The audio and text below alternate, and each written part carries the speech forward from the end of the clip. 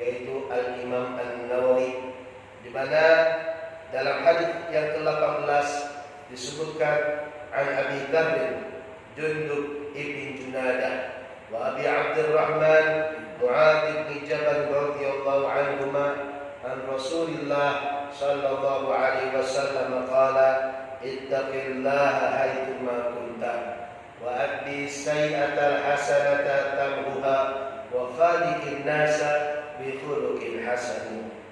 Rawahu Tirmidzi wa qala haditsun hasan wa fi ba'd nusakh hasan sahih.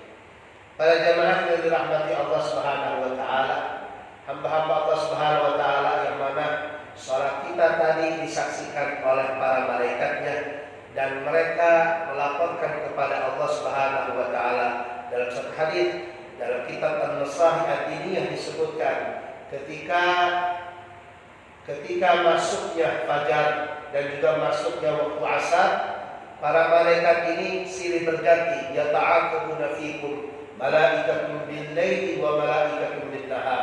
Malaikat siang, malaikat malam ini silih berganti menjaga dan melaporkan amal-amal hamba Allah Subhanahu wa taala.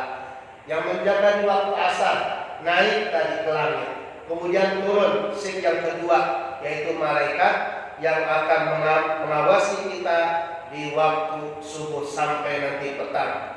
Apa yang mereka laporkan kepada Allah Subhanahu wa taala ketika Allah Subhanahu wa taala bertanya kepada para malaikat yang naik barusan, kaifa taraktum ibadi, bagaimana engkau meninggalkan hamba-hambaku? Kata para malaikat, taraknahum wa hum yusallun, kami meninggalkan mereka ya Rabb, mereka dalam keadaan salat tadi. Tadi kita salat, malaikat yang shift dari sore ini melaporkan kepada Allah, kata para malaikat, kami meninggalkan mereka dalam keadaan salat. Alhamdulillah, kita dilaporkan baik-baik, berita yang baik dari malaikat kepada Allah. Sebagaimana kalau kita kerjanya baik, kinerjanya bagus, dilaporkan ke bos kita, atasan kita, sungguh kita senang. Bagaimana yang melaporkan malaikat dan yang menerima adalah Allah Subhanahu wa taala. Hadis yang ke-18 ini menceritakan tentang haknya Allah, haknya sesama mukallaf dan hak sesama manusia, di mana diriwayatkan oleh sahabat Nabi yang bernama Abu Dzar. Sahabat Nabi ini bernama Abu Dzar. Abu Dzar adalah abahnya Sayyidah. Sahabat Nabi yang bernama Jundub bin Junadah punya anak namanya Dzar, maka disebut Abu Dzar, abahnya Dzar. Ada anaknya Abdullah, Abu Abdullah. Ada anaknya Ali, maka bapaknya disebut Abu Ali. Ada anaknya Joko, bapaknya disebut Abu Joko. Terkesan Nusantara itu. Kemudian ada anaknya si Fulan, atau misalkan anaknya Maryam, anak pertama, maka disebut Abu Maryam. Itulah ya orang-orang Arab ketika mempunyai anak yang pertama kemudian dikunyahkan, dinisbatkan nama abahnya kepada anak yang pertama. Abu Dzar ini sahabat Nabi. Sebelum masuk Islam, beliau ini meminta kepada saudaranya yang bernama Unais, ya Unais, katanya di Mekah ini ada seorang nabi. Coba ente pergi ke Mekah, benar gak ada nabi? Akhirnya saudaranya ini sebelum masuk Islam, saudaranya ini pergi ke kota Mekah.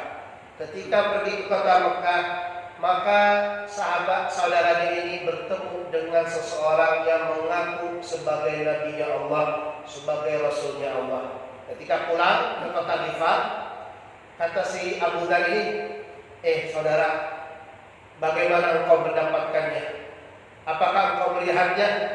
Ini sahabat Abu Dzar terkesan kalau dibilang kepo, bahasa sekarang. Tapi keponya ini untuk penelitian. Serius banget. Sampai saudaranya ini heran. Ini saudara saya kok pengen banget dapat kabar tentang orang ini yang mengaku sebagai nabi. Apa? Bagaimana kau melihatnya? Ya, saya melihatnya.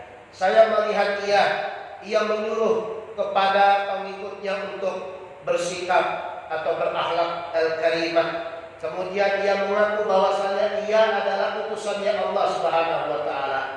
Lalu sahabat Abu Dhar nanya lagi, lalu kalau ia mengaku sebagai utusan Allah, bagaimana tanggapan orang-orang Quraisy? Bagaimana tanggapan orang-orang Quraisy? Apakah orang-orang Quraisy terima bahwasanya dia mengaku sebagai utusan Allah? Sahabatnya ini atau saudaranya ini mengatakan dan menjawab, sungguh ia dikatakan seorang sahir, ahli sihir. Dia dikatakan orang majnun, orang gila. Dia dikatakan syair, orang syair, ahli syair. Artinya orang-orang kaum kafir Quraisy tidak mempercayai orang yang mengaku sebagai nabi. Lalu apa yang dijawab oleh sahabat Abu Dhar? Wallahi innahu lasadiq wa innahum lakadzibun. Sungguh orang yang mengaku sebagai nabi ini adalah orang yang jujur, orang yang benar, dan mereka yang mengatakan bahwasanya saat Nabi Muhammad adalah orang sihir, tukang syair, mereka sungguh dalam keadaan dusta. Ini saudaranya kaget. Saya nemuin kok dia yang percaya langsung, padahal dia belum lihat. Akhirnya Abu Dhar ini sahabat Nabi pergi ke kota Mekah sendirian. Ketika pergi ke kota Mekah sendirian, ketika bertemu dengan seorang kaum kafir Quraisy, dia mengatakan, hai kaum Quraisy, mana orang yang engkau sebut as-sabi? As-sabi itu adalah orang yang murtad, keluar dari agama kaum kafir Quraisy. Mana orang yang engkau sebutkan as-sabi, orang-orang yang murtad? Yaitu Nabi Muhammad SAW dan para sahabatnya. Nah, ketika kaum kafir Quraisy melihat ada orang yang ingin mencari Nabi Muhammad, mereka mengetahui ini orang mau masuk Islam nih. Ayo sini, dikhianati. Sini. Akhirnya ketika sampai di pojok, dipukulin, digebukin, berdarah. Itu sahabat Nabi yang bernama Abu Dhar sebelum masuk Islam. Ketika berdarah, maka sahabat Nabi ini karena ingin sungguh-sungguh bertemu dengan baginda Nabi Muhammad SAW, akhirnya menginap di Masjidil Haram atau dekat Ka'bah. Lalu beliau melihat air Zam-Zam dan dibasuh lukanya dengan air Zam-Zam. Sampai berapa hari? Sampai 30 hari. 30 hari, 30 malam berada di Masjidil Haram dan belum bertemu dengan Nabi Muhammad SAW. Ini hebatnya orang-orang dahulu, kalau ingin bertemu sama Nabi, mereka mengorbankan dirinya, mengorbankan hartanya, mengorbankan kepribadiannya. Biar saya dipukulin, yang penting saya bertemu sama Nabi Muhammad SAW. Yang penting saya ingin meneladani Nabi Muhammad SAW. Kalau kita, apa yang kita korbankan? Kita ini sungguh kita kurang bersyukur kepada baginda Nabi Muhammad SAW. Dalam satu hadis dikatakan, man lam yashkurin nas lam yashkurillah. Siapa orang yang tidak bersyukur kepada manusia, sungguh ia tidak bersyukur kepada Allah. Kita ini masuk Islam dengan sebab siapa? Kita ini bisa masuk Islam pertama karena orang tua mungkin. Jawabannya karena orang tua lahir dalam keadaan Islam. Lalu Islam diturunkan kepada siapa? Kepada baginda Nabi Muhammad SAW. Kita mengetahui sholat dari siapa? Kita mengetahui hukum zakat dari siapa? Kita mengetahui ibadah haji dari siapa? Semuanya dari baginda Nabi Muhammad SAW. Ketika suatu saat tempat tawaf ini kosong, dulu Mekah Ka'bah sudah ada dan orang-orang tetap tawaf karena kaum kafir Quraisy masih dalam millah Nabi Ibrahim. Jadi penduduk kota Mekah masih dalam agama Nabi Ibrahim. Ketika tempat tawaf kosong di suatu malam, ketika sepi, datang seseorang, yaitu Nabi Muhammad SAW. Ketika datang Nabi Muhammad SAW, Rasulullah istilam pada Hajar Aswad, mencium, kemudian tawaf. Ya, sudah ada tawaf. Jadi ibadah tawaf sudah ada dari dulu. Kemudian Rasulullah SAW sholat 2 rakaat. Setelah sholat 2 rakaat, ini sahabat Nabi yang bernama Abu Dar tahu ini dia. Ini yang saya cari-cari. Ini orang yang saya targetkan dalam sebulan penuh 30 hari 30 malam. Saya hanya cari ini orang. Ketika Rasulullah setelah salam, Assalamualaikum warahmatullahi, Assalamualaikum warahmatullahi, lalu sahabat Nabi yang bernama Abu Dar mengatakan, Assalamualaikum ya Rasulullah, Assalamualaikum ya Rasulullah, Assalamualaikum ya Rasulullah. Sahabat Nabi ini memberi salam kepada Nabi Muhammad SAW. Ketika itu Rasulullah menjawab, Waalaikumsalam warahmatullah. Para ulama mengatakan Abu Dar, sahabat Nabi ini adalah orang yang pertama kali mengucapkan salam dengan salam Islam atau tahiyatul Islam. Dialah Abu Dar. Lalu Rasulullah SAW tanya, Man anta? Siapa engkau? Kok tiba-tiba mengucapkan salam dan mengetahui saya adalah Rasulullah? Kata sahabat Nabi, Ana min Ghifar. Saya dari kampung Ghifar ya Rasulullah. Gitu. Kemudian dikasih tahu ya Rasulullah, saya selama 30 hari berada di kota Mekah, nggak punya makanan, nggak punya minuman, hanya air zam-zam saja yang saya minum. Hanya air zam-zam yang saya minum. Maka para ulama mengatakan air zam-zam bukan hanya sebatas minuman saja, tetapi ia juga adalah makanan. Air zam-zam bukan hanya sebatas minuman saja, tetapi juga ia merupakan makanan. 30 hari nggak memakan selain minum air zam-zam, tapi gemuk. Sampai gemuk sahabat Nabi yang bernama Abu Dar. Ketika itu sahabat Nabi langsung Asyhadu an la ilaha illallah wa asyhadu anna Muhammadar Rasulullah. Bersaksi di hadapan Nabi sallallahu alaihi wasallam. Wa asyhadu annaka Rasulullah. Kalau kita kan asyhadu an la ilaha illallah wa asyhadu anna Muhammadar Rasulullah. Tapi kalau di depannya langsung wa asyhadu annaka Rasulullah, begitu. Kemudian kata Nabi Muhammad SAW, ya sudah, kalau engkau ya punya cerita seperti ini dan bertemu kepadaku, sekarang engkau pulang. Kasih kabar kepada orang-orangmu bahwasanya engkau punya cerita selama 30 hari di sini, kemudian bertemu dengan saya. Kasih tahu kabar dan mudah-mudahan kaum ini mengikutimu. Akhirnya sahabat Abu Dar ini nggak langsung pulang. Dibilang Nabi pulang, nggak langsung pulang.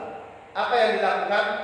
Sahabat Nabi ini mengetahui bahwasanya Rasulullah ditolak dakwanya oleh orang-orang kafir Quraisy. Maka ketika di siang hari, sahabat Nabi ini berteriak, wahai kaum kafir Quraisy, asyhadu an la ilaha illallah wa asyhadu anna Muhammadar Rasulullah.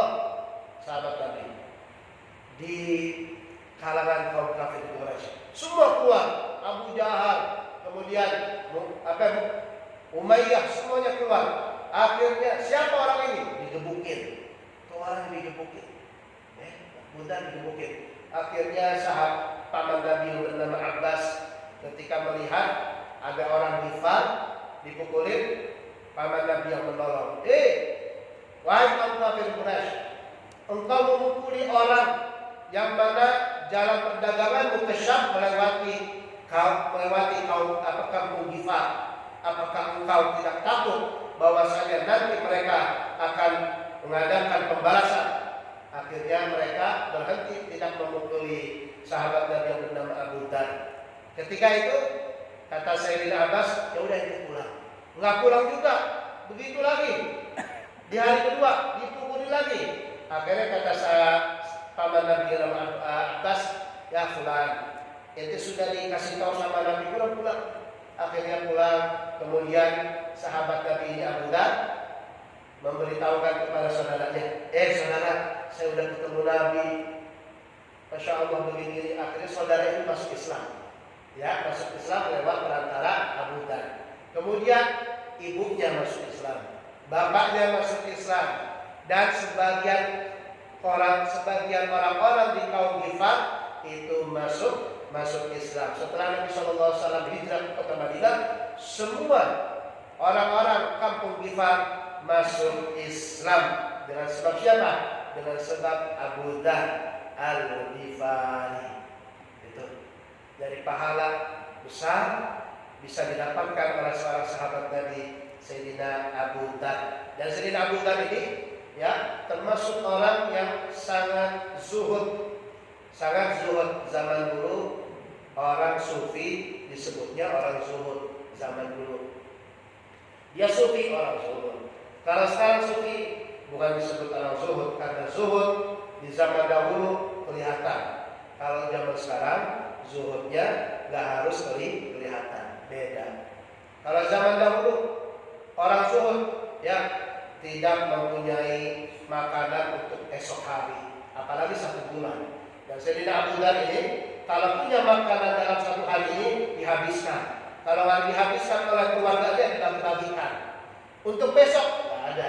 Untuk besok rezeki besok, nyarinya besok. Apalagi untuk sebulan. Kalau kita alhamdulillah untuk rezeki besok ada, untuk rezeki bulan depan ada, 2 bulan ke depan masih ada, 3 bulan ke depan masih ada punya tabungan. Kalau Sayyidina Abu Dzar enggak, tiba-tiba seorang khalifah yaitu Muawiyah, setelah Sayyidina Ali, kemudian Sayyidina Hasan, kemudian Sayyidina Muawiyah yang menjadi khalifah, tiba-tiba ingin menguji apa benar ini sahabat Nabi yang bernama Abu Dzar zuhud. Dikirim 1000 dinar. Ketika dikirim 1000 dinar lewat perantara seorang utusan, ketika diterima 1000 dinar oleh sahabat Abu Dzar, dibagi-bagi langsung. Nggak disimpan, dibagi-bagi ke tetangga semuanya. Udah dibagi-bagi habis, hari itu habis. Ketika habis, akhirnya ini orang utusan datang. Ya Abu Dzar, mohon maaf, anda lupa itu hadiah bukan buat antum, bukan buat antum, buat orang lain. Pura-pura. Kata sahabat Abu Dzar, fulan, ente kalau ngasih yang bener dong. Ini uang yang ente kasih dari Khalifah Muawiyah udah ada habiskan, udah ada bagi-bagi. Kalau ente pengen ada kembaliin, tunggu sampai ada bisa mengembalikan.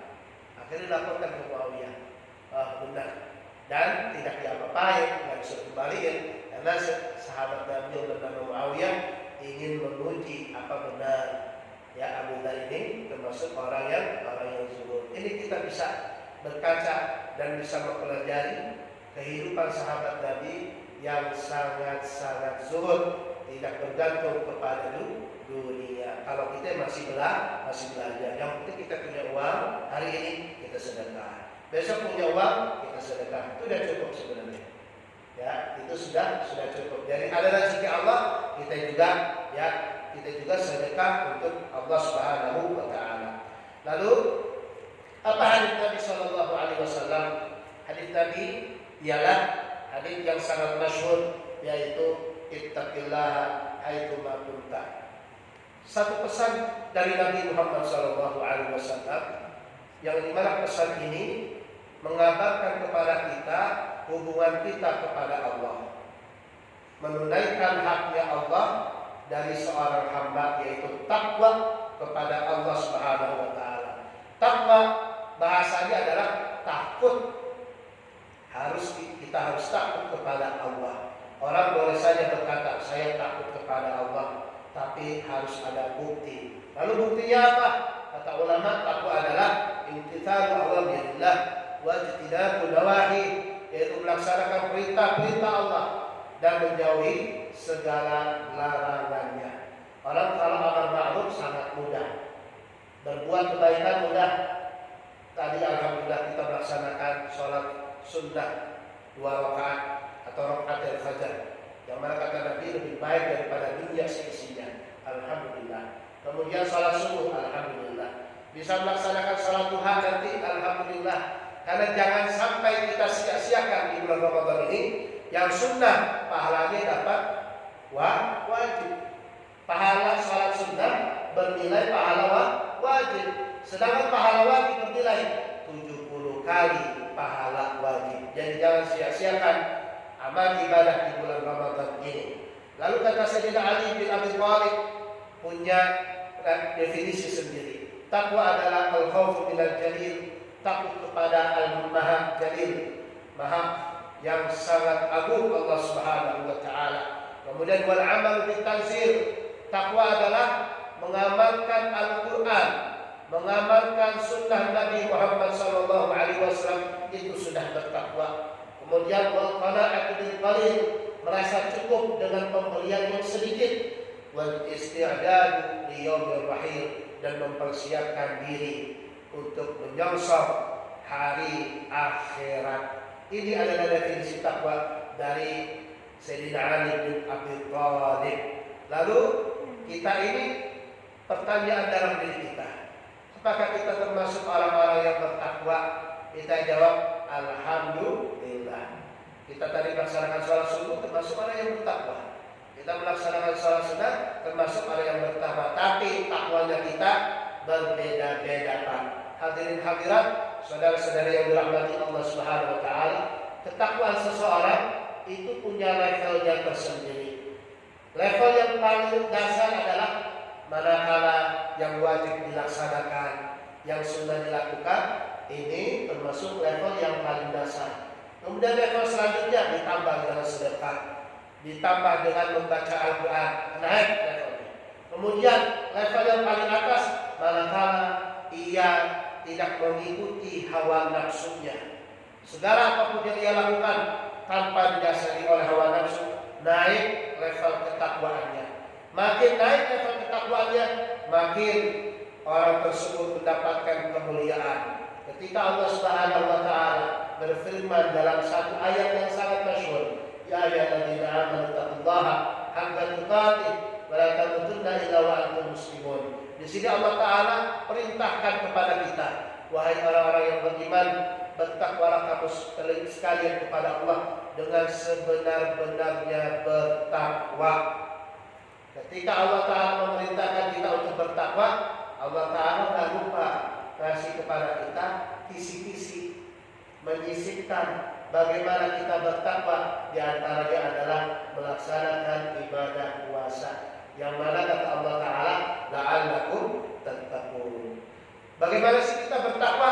Allah taala bilang ya ayyuhalladzina amanu kutiba alaikumus shiyam kama kutiba alal ladzina min qablikum la'allakum tattaqun. Inti daripada berpuasa di bulan Ramadan adalah agar kita mendapatkan ketakwaan di sisi Allah Subhanahu wa taala. Ketika ayat ini turun, para sahabat Nabi, sahabat yang imannya sudah menjulang tinggi, merasa berat, berkata kepada Nabi Muhammad SAW dalam satu tafsir, ya Rasulullah, siapa orang yang mampu bertakwa dengan sebenar-benarnya bertakwa? Tuh sahabat Nabi yang imannya sungguh sangat sudah menjulang tinggi, siapa orang yang mampu bertakwa kepada Allah dengan sebenar-benarnya bertakwa? Kita bisa, kita sering lalai HP, ya. Kemudian kita nonton TV. Ya udah, paling afdolnya bagi seorang hamba adalah mengakui kekurangannya.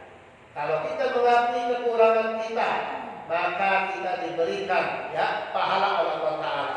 Nah, maka itu namanya evaluasi atau muhasabah diri. Lalu Allah Subhanahu wa taala melihat aduan kaum sahabat Nabi kepada Nabi Muhammad SAW. Akhirnya Allah taala menasah ayat ini. Menasah ayat ini, yaitu dengan ayat di surat lain, yaitu fattaqullaha mastata'tum. Bertakwalah kamu sekalian kepada Allah semampu kalian. Alhamdulillah. Kalau yang pertama, kalau kita diperintah untuk bertakwa dengan sebenar-benarnya bertakwa, siapa yang mampu? Lalu Allah Ta'ala menasah ayat ini dengan ayat di surat lain, fattaqullaha mastata'tum. Bertakwalah kamu sekalian semampu kamu sekalian. Alhamdulillahirabbil alamin. Maka para ulama mengatakan, kalau kita bertakwa, tadi kita melaksanakan sholat lima waktu, sholat sunnah kita kerjakan, Kemudian apa lagi? Sedekah kita laksanakan, ya. Terus kemudian kita menahan dari maksiat. Apa faedahnya? Faedahnya pertama, yaitu kita dijaga oleh Allah Subhanahu wa taala dari musuh. Kalau kita dalam kerjaan pasti kan ada orang yang hasut kepada kita. Kalau kita dalam bekerja, ya, baik itu di mana pun, mau di kantor, mau di dalam satu organisasi, pasti ada orang yang hasut. Tapi kalau kita bertakwa, insya Allah akan dijaga oleh Allah Taala. Kata Allah, wa tasbiru wa tattaqu la yadurrukum kaidum syai'an. Jika engkau sabar dan engkau bertakwa kepada Allah, maka tipu daya musuh-musuhmu tidak akan membahayakanmu. Kemudian kalau kita bertakwa juga, Allah Taala akan memberikan dalam surat At-Talaq, wa may yattaqillaha yaj'al lahu makhraja wa yarzuqhu min haitsu la yahtasib. Siapa orang yang bertakwa kepada Allah, Allah Taala akan berikan solusi kehidupan. Allah Taala akan berikan solusi kehidupan. Hidup ini pasti punya masalah. Lalu bagaimana untuk mencari solusi kehidupan? Takwa pada Allah Subhanahu wa taala. Bukan hanya diberikan solusi kehidupan, kemudian Allah Taala wa yarzuqhu min haitsu la yahtasib. Allah Taala akan berikan rezeki yang tidak terduga-duga. Rezeki yang tidak terduga-duga. Rezeki bukan hanya soal fulus saja, tapi kesehatan juga rezeki, rekan yang baik juga rezeki, anak yang saleh juga rezeki. Rezeki yang tidak terduga Allah Ta'ala akan kasih. Bahkan dalam satu tafsir yang dikatakan ayat ini turun berkenaan dengan sahabat Nabi yang bernama Auf bin Malik al-Ashja'i. Sahabat Nabi yang bernama Auf bin Malik al-Ashja'i. Sahabat ini punya anak.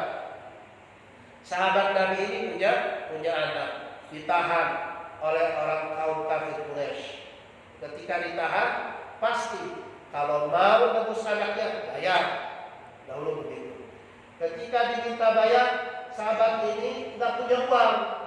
Datang kepada Nabi Shallallahu Alaihi Wasallam, ya Rasulullah, anak saya ini ditahan, diminta ya jaminan oleh orang-orang kaum kafir Quraisy, sedangkan kita ini termasuk orang fakir dan miskin. Apa jawaban Nabi? Isbir, ittaqillah wasbir, waqtil qawli la haula wala quwwata illa billah.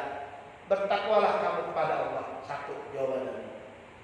Artinya bertakwa kepada Allah, kemudian banyak-banyak sabar kalau dapat masalah, dan perbanyaklah membaca la haula wala quwwata illa billah.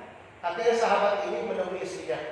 Istriku, Nabi Muhammad SAW berpesan kita benar-benar takwa kepada Allah, tetap sholat lima waktu, minta sama Allah Ta'ala, itu takwa. Kemudian kita sabar, nggak harus minta cepat 2 hari 3 hari kok belum diijabah, sabar, ya, harus sabar.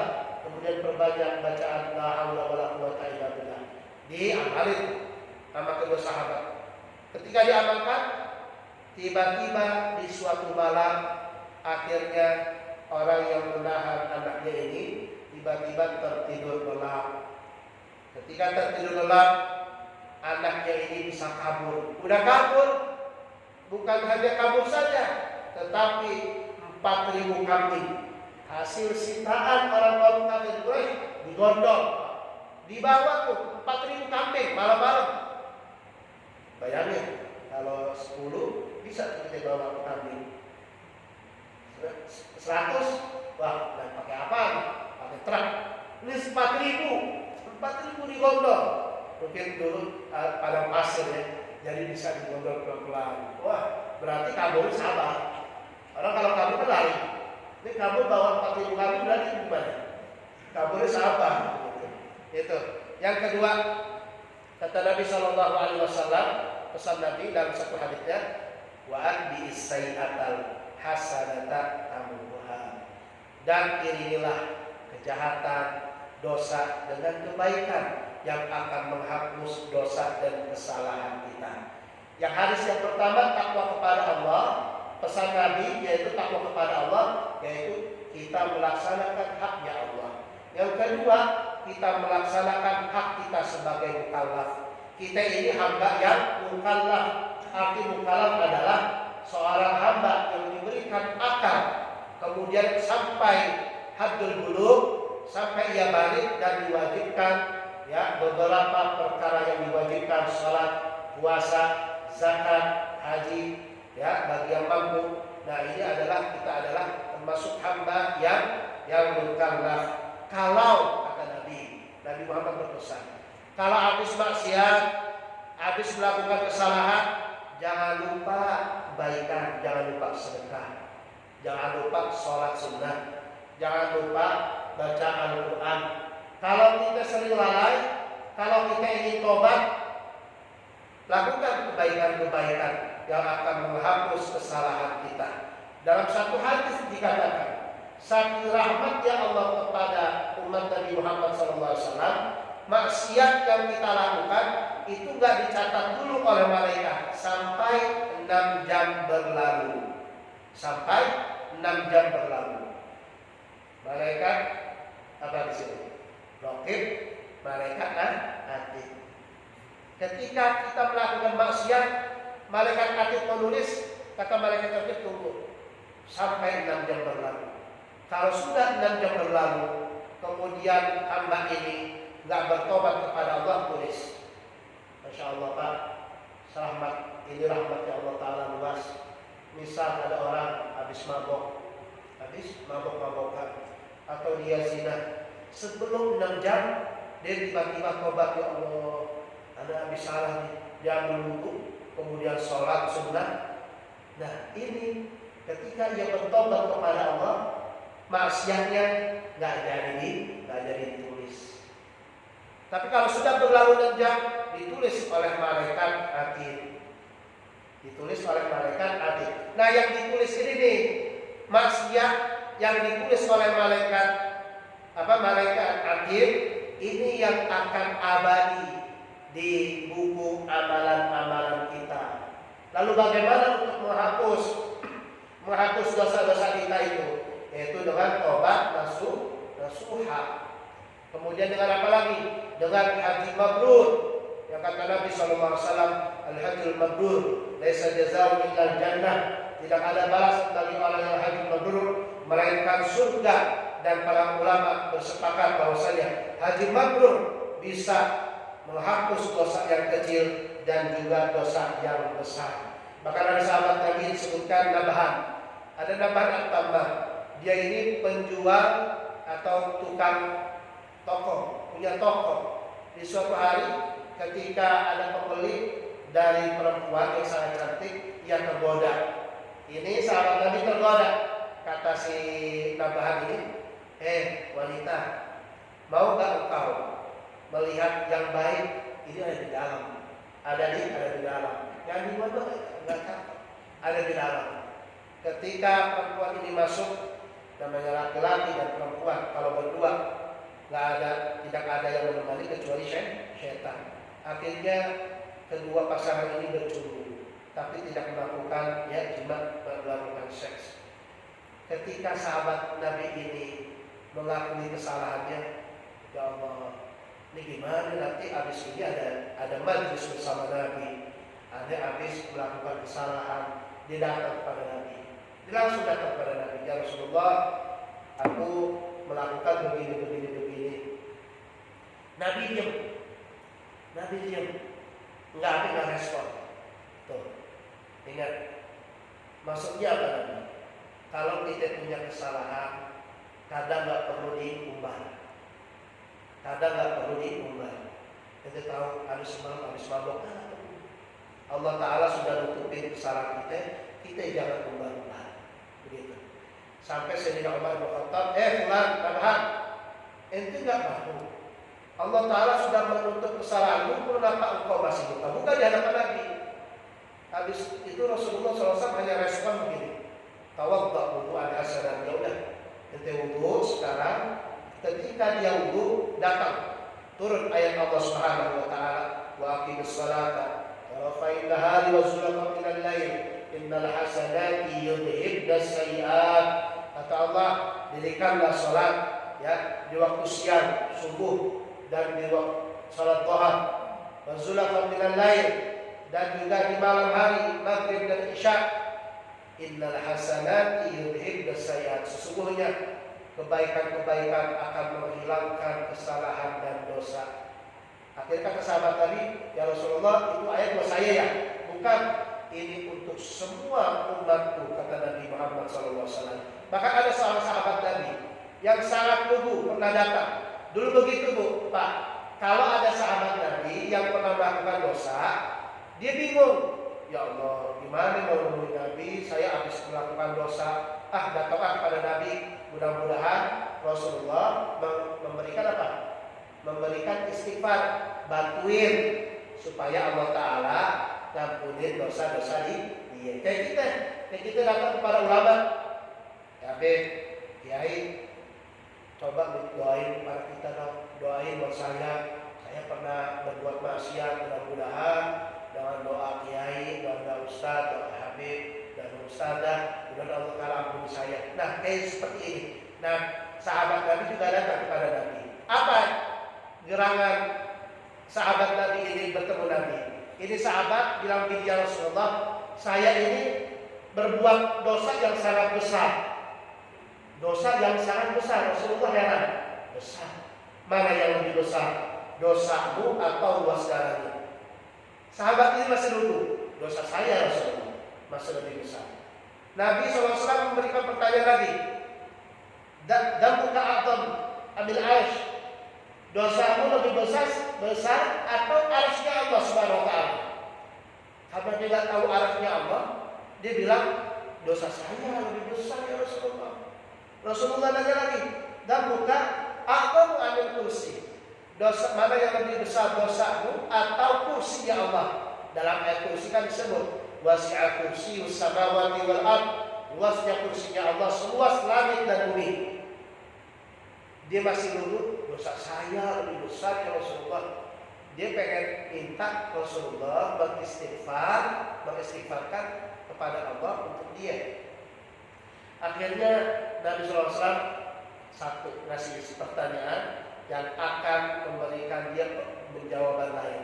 Mana yang lebih besar? Ayu a'zam dambuka amil afillah. Mana yang lebih besar, dosamu atau pengampunan Allah? Maka yang menjawab pengampunan Allah yang lebih besar daripada dosa saya. Lalu Rasulullah bilang gini, alaika bil jihad fisabilillah. Ya sudah, kalau engkau ingin mendapatkan pengampunan Allah, sekarang engkau keluar jihad di jalan Allah Subhanahu wa taala. Ini sahabat nunggu lagi. Kata sahabat ini, ya Rasulullah, seandainya saya keluar malam, saya nggak berani kecuali ditemani oleh istri, dan keluarga saya. Keluar malam aja saya takut. Gimana jihad di jalan Allah? Rasulullah marah nggak? Nggak marah. Kemudian Rasulullah beri opsi yang kedua. Ya, Rasulullah beri opsi yang kedua, alaika bisyam. Ya sudah, banyak-banyak berpuasa sunnah. Dijawab lagi sama sahabat ini. Apa jawabannya?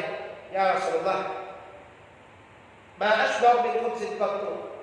Saya termasuk orang yang nggak bisa nahan dari lapar saya. Satu khubuz saja, satu roti saja, saya nggak mampu.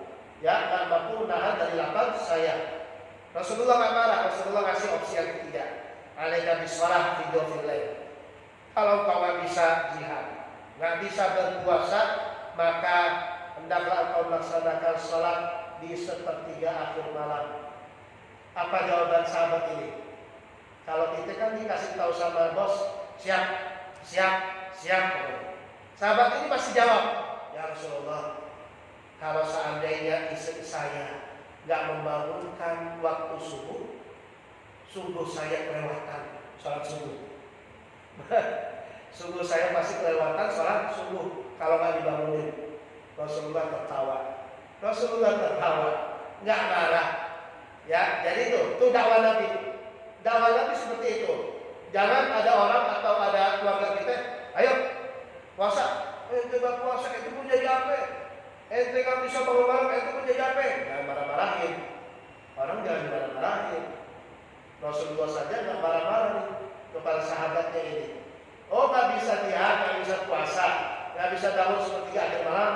Rasulullah ngasih opsi yang paling terakhir dan yang paling mudah. Apa kata Nabi? Alaika bi kalimataini khafifataini 'ala lisan, thaqilatani fil mizan, habibatan ila rahman, subhanallah bihamdi, subhanallahil azim.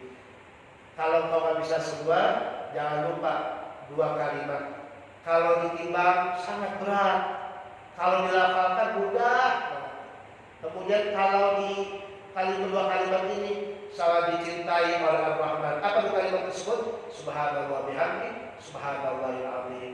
Ini kalimat subhanallah bihamdi, subhanallah azim dibaca kapan? Waktu pagi dan waktu petang. Subhanallah bihamdi, subhanallah azim. Sebanyak berapa? Kalau bisa mas 100 gitu. Kemudian yang terakhir pesan Nabi, yaitu kalau tadi takwa melaksanakan haknya Allah, kemudian berbuat kebajikan melaksanakan hak sebagai orang mukallaf. Yang ketiga adalah melaksanakan hak terhadap sesama. Kata Nabi, wa khaliqin nasa bi khuluqin hasanin. Bersikaplah engkau kepada semua manusia dengan sikap atau dengan akhlak yang baik, akhlak yang bagus, yang berkiblat kepada Nabi Shallallahu Alaihi Wasallam. Seperti apa? Seperti tolak wajah, senyum dan orang. Tapi kalau puasa kebanyakan buruk. Ya. Kita kenapa buruk? Puasa ya? Iya ada puasa. Gak senyum-senyum. Nah, kalau bisa senyum. Siang hari yang susah nih. Siang hari atau puasa. Iya. Nah kalau bisa senyum begitu. Nah bahkan dalam satu hadis Nabi Sallallahu Alaihi Wasallam, "Mami syai'in yudha'u fil mizan atqalu min husnil khuluq wa inna sahiba husnil khuluq la yablughu darajata sahibi salat was shaum." Tidak ada sesuatu kalau diletakkan di mizan Allah, di timbangan Allah Ta'ala lebih berat daripada akhlak yang baik. Dan sungguh nanti di hari kiamat ada orang bawa pahala puasa sunnah besar. Ada orang bawa pahala sholat sunnah, sholat wajib udah pasti. Bawa pahala sholat sunnah, gede timbangannya. Ada orang puasanya mah puasa wajib doang. Kemudian apa lagi? Sholat sunnah cuma sedikit, tapi dia bisa mengungguli orang yang mempunyai pahala puasa sunnah, sholat sunnah dengan apa? Dengan akhlak yang baik. Entah itu dia termasuk orang-orang yang berbakti kepada kedua orang tuanya, entah itu dia termasuk akhlak yang baik didapatkan dari apa? Dari perangai dia kepada kaum muslimin, bantunya dia kepada kaum muslimin, kemudian hormatnya dia kepada guru, hormatnya dia kepada orang yang besar, kemudian ada sampah ya di masjid dipungutin, itu termasuk akhlak. Nah ini bisa mengungguli. Bahkan akhlak yang baik juga bukan hanya terhadap sesama, di antaranya adalah termasuk kepada istri, termasuk kepada istri. Abu Hazim pernah mengatakan min sulul khuluqir rajul ayyadkhula ala alihi wa fi surur wa yadhakuna fa yatafarraqu khawfan minhu. Termasuk akhlak yang jelek adalah ketika seorang suami datang ke rumah, ketika sebelum datang ke rumah, istrinya, anak-anaknya tertawa. Ketika datang suaminya, tiba-tiba istri dan anaknya terdiam. Kenapa terdiam? Takut ada bapak datang. Ada bapak datang. Dan kata Abu Hazim, ini suami termasuk punya akhlak yang jelek. Kalau suami mempunyai akhlak yang bagus, ketika datang bapak dipeluk, istrinya menyambut. Tapi kalau kita datang Pak, istri dan anak kita malah diam, kita berarti termasuk punya akhlak yang jelek. Bahkan Syakik Al-Balfi termasuk ulama yang sangat besar. Dia punya istri cerewet minta ampun, istrinya cerewet minta ampun, akhlaknya jelek. Kata teman-temannya, ya Syakik Al-Balfi, ente nggak bisa ceraiin istri ente. Istri ente itu udah terkenal, sejagat raya pokoknya paling cerewet. Kemudian perangainya jelek, ente nggak mau ceraikan. Kata Syakik Al-Balfi, kalau istri saya punya akhlak yang jelek, sedangkan saya akhlak yang bagus, dan jika saya menceraikan, berarti saya juga termasuk akhlak yang jelek. maka saya sabar untuk apa? Untuk mengimbangkan akhlak yang jelek ada akhlak yang baik, untuk mengimbangkan. Bahkan Sayyidina Umar radhiyallahu ta'ala anhu, terakhir Sayyidina Umar pernah dikunjungi oleh seorang warganya. Ini warga mengadukan kepada Sayyidina Umar ya akhlak jelek dari istrinya. Ketika sampai di pintu, ini orang mengadu, mau minta nasihat pada Sayyidina Umar. Ini istrinya ini perangainya jelek. Ini bagaimana saya sabar kepada istri saya dengan Sayyidina Umar. Sampai di pintu Sayyidina Umar, tiba-tiba dia mendengar Sayyidina Umar lagi diomelin. Sayyidina Umar lagi diomelin sama istrinya. Kata orang ini depan pintu, wah saya salah alamat nih. Kalau Sayyidina Umar saja yang sebagai keras, saking adilnya diomelin sama istrinya, gimana saya? Wah saya salah. Udah saya pulang. Ketika baru sampai 1 meter 2 meter dari pintu Sayyidina Umar keluar. Fulan, ente ngapain? Tahu kenapa? Kata orang ini, ya Sayyidina Umar, saya sebenarnya mau ngadu perihal akhlak buruk istri saya. Tapi ketika saya mendengar engkau diomel-omelin, istri engkau lebih istilahnya lebih kasar daripada istri saya, ya saya salah alamat. Kata si orang ini, kata si Sayyidina Umar jawab begini, ya fulan, sungguh kita sebagai suami, kita hanya sabar, ya, kita wajib sabar terhadap istri kita. Yang mana istri kita ini sudah capek indah tombakali to'ami. Dia itu masak uang makanan saya, kemudian dia mencuci baju-baju saya, kemudian dia mengasuh anak-anak saya. Dan sebenarnya itu bukan kewajiban istri saya. Itu bukan kewajiban istri saya. Di saat dia marah, maka pantaslah sebagai suami untuk diam. Ketika istri marah, maka pantaslah bagi suami untuk diam dan bersabar. Kata Sayyidina Umar, pulang. Marahnya istri cuma sebentar, ente tahan. Akhirnya pulang. Akhirnya itu pulang itu seorang tersebut. Inilah yang bisa saya sampaikan ya. Hadits Nabi Shallallahu Alaihi Wasallam dalam satu hadis ini ada merangkap 3 perkara: haknya kita kepada Allah, haknya Allah kepada kita, kemudian haknya kita sebagai seorang mukallaf, dan yang terakhir haknya kita terhadap sesama. Mudah-mudahan bermanfaat dan mudah-mudahan di pagi hari ini kita bisa melaksanakan ibadah puasa, diberikan kekuatan dan diterima amal ibadah kita, serta Allah Ta'ala jadikan kita hamba-hamba yang akan masuk ke pintu Ar-Rayyan, pintu yang dikhususkan bagi orang yang berpuasa. Amin amin ya rabbal alamin. Kiranya kita tutup dengan tartil zikir dan doa. Wala Rasulullah sallallahu alaihi wasallam afdal ma qultu ana wan nabiyuna min qabli la ilaha illallah.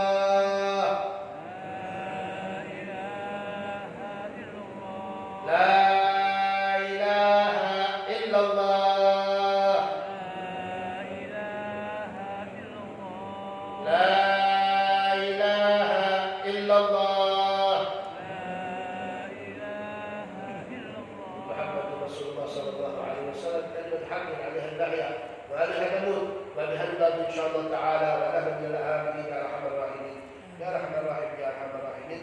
Allahumma shalli ala sayyidina Muhammad wa ala alihi wa sahbihi wasallim. Allahumma barik Allahumma lana fi syahri Ramadan, barik Allahumma lana fi syahri Ramadan, barik Allahumma lana fi syahri Ramadan wa a'idhu alaina sinin ba'da sinin wa awam ba'da awam ala ma yuhibbu rabbuna wa yarda dzul jalali wal ikram. Allahumma inna nas'aluka al-'afwa wal 'afiyah. Allahumma inna nas'aluka al-'afwa wal 'afiyah.